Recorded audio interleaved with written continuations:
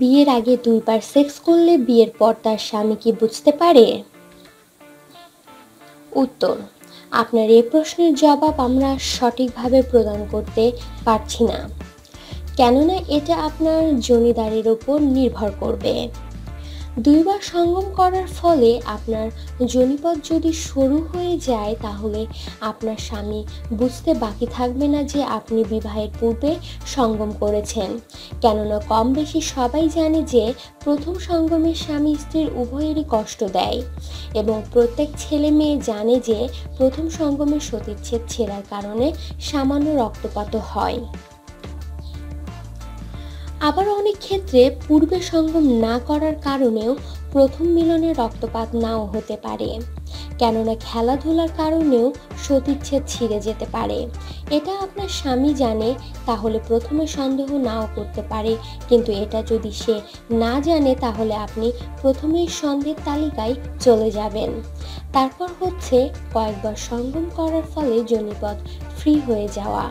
প্রথমে কয়েকবার মিলনে পুরুষাঙ্গ যোনিপথে চলাচল করতে কিছুটা বেগ পেতে হয়, কিন্তু পরবর্তীতে সেটা আর থাকে না, তখন যোনিপথ ফ্রি হয়ে যায়, যার কারণে যোনিপথে পুরুষাঙ্গ অনায়াসে চলাচল করতে পারে। এখন এটা যদি আপনার ক্ষেত্রে হয়ে যায়, তাহলে আপনার স্বামীকে বুঝতে বাকি থাকবে না, কিন্তু এটা যদি আপনার ক্ষেত্রে না হয় তাহলে হয়তো বেঁচেই গেলেন। আর যদি সে বুঝতে পারে তাহলে সংসারে অশান্তি নেমে আসতে পারে, কেননা বৈধ সম্পর্কের ফলাফল ভালো হয় না, সেটা বাস্তবে প্রমাণিত। আপনার যদি ভাগ্য ভালো হয় তাহলে আপনি দুনিয়া যাত্রা থেকে হয়তো রেহাই পেতে পারেন, কিন্তু পরকালে আমানতের খেয়ানত করার জন্য আল্লাহর কাঠগড়ায় আপনাকে জবাবদিহি করতেই হবে। সময় তো ফুরিয়ে যায়নি, আল্লাহর কাছে পানা, নিশ্চয় আল্লাহ আপনাকে সাহায্য করবেন।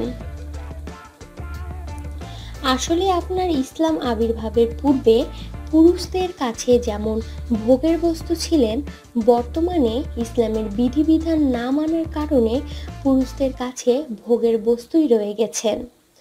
আগেকার পুরুষেরা আপনাদেরকে জোর জবরদস্তি করে ভোগ করত, আর এখন বেশ্যাবাদী নারীবাদীদের কল্যাণের স্বেচ্ছায় ভোগের শিকার হচ্ছেন।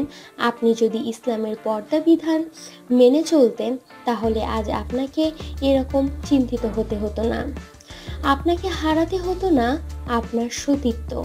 একজন নারীর মহামূল্যবান হচ্ছে তার সতীত্ব, যা একবার হারিয়ে ফেললে সারা পৃথিবীর বিনিময়েও আপনি তা ফিরে পাবেন না। মেয়েদের ভেবে দেখার সময় হয়েছে, তারা কি বেশ্যাবাদীদের কথা শুনে সমধিকারের নামে নিজেদের কুমারিত্ব বিলীন করবে, নাকি ইসলামের বিধান পালন করে ভোগ্যবাদী পুরুষদের হাত থেকে নিজেদের ইজ্জত রক্ষা করবে? বোন, আপনি হয়তো জানেন না যে বর্তমান পুরুষেরাও প্রশ্ন করে তারা কি করে বুঝবে বিয়ের পূর্বে তার স্ত্রী পরপুরুষদের সঙ্গে সঙ্গমে লিপ্ত হয়েছে কিনা। আসলে তাদের মনে এরকম প্রশ্ন জাগা স্বাভাবিক, কেননা সে কিন্তু আপনাদের মতো মেয়েদেরকে বোকা পেয়ে ভোগ করে এসেছে, এখন সাধু সেজে কুমারী মেয়ে তালাশ করে।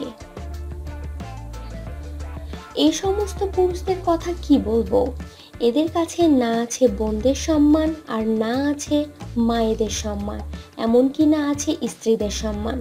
যদি সম্মান থাকতো তাহলে মেয়েদেরকে ভোগ করার পূর্বে ভাবতো এখন আমি যাকে ভোগ করতে যাচ্ছি সেও তো অন্য কারোর বোন, মা অথবা স্ত্রী। কেউ যদি আমার বোন, মা অথবা স্ত্রীকে ছলচাতুরি করে ভোগ করে তাহলে আমার কাছে কেমন লাগবে? কোনো সভ্য পুরুষেরা এটা সহ্য করার ক্ষমতা নেই,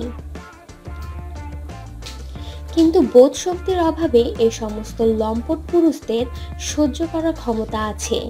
এর চেয়ে বেশি কথা বলতে গেলেও সমস্যা, সুর উঠবে আমরা ধর্মান্ধ, আমরা মৌলবাদী, আমরা নারী অগ্রযাত্রা বিনষ্টকারী। হ্যাঁ, আমরা ধর্মান্ধ বলে আজ পর্যন্ত আমার দ্বারা কোনো মেয়ে ভোগের শিকার হয় নাই। আপনারা রেডি হন, আল্লাহর রহমতে আপনাদের মুখোশ আস্তে আস্তে খুলে দেওয়া হবে, তবে আপাতত বন্ধ রেখেছি। এতক্ষণ ভিডিওটি দেখার জন্য আপনাকে ধন্যবাদ। ভিডিওটি ভালো লেগে থাকলে প্লিজ চ্যানেলটি সাবস্ক্রাইব করুন। ভিডিওটি শেয়ার করতে কিন্তু অবশ্যই ভুলবেন না। Thank you.